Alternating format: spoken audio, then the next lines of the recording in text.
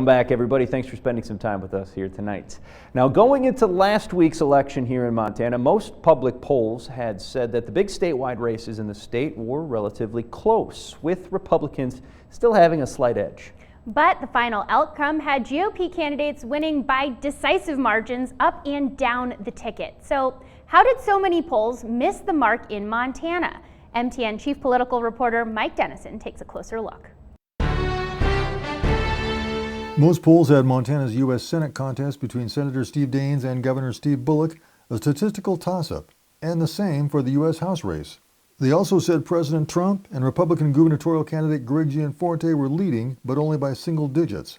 Yet not one of those races was decided by less than 10 points, with winning margins anywhere from 60,000 to 100,000 votes.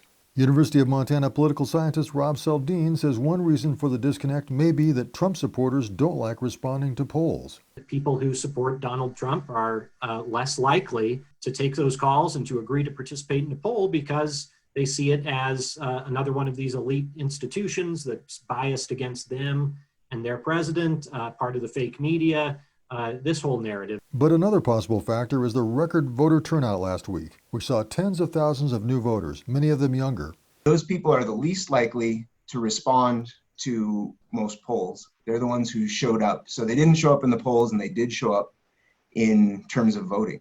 And it appears they favored Republicans. Some pollsters, however, didn't miss the spread. Emerson Polling from Boston polled Montanans in early October and had Daines winning by 9 points. He won by 10. And Gianforte and Trump each winning by 13 points. They won by 12 and 17, respectively.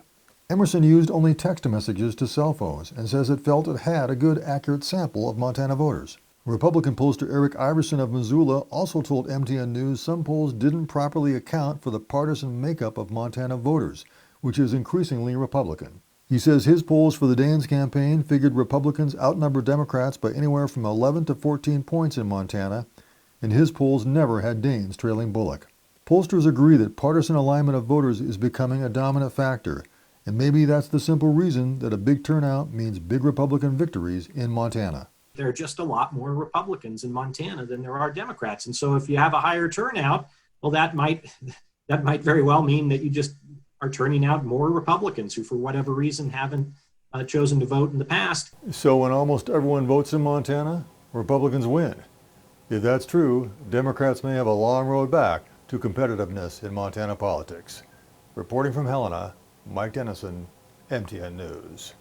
All right, now let's check in with Chief Meteorologist Curtis Grevenitz for what's coming up in weather.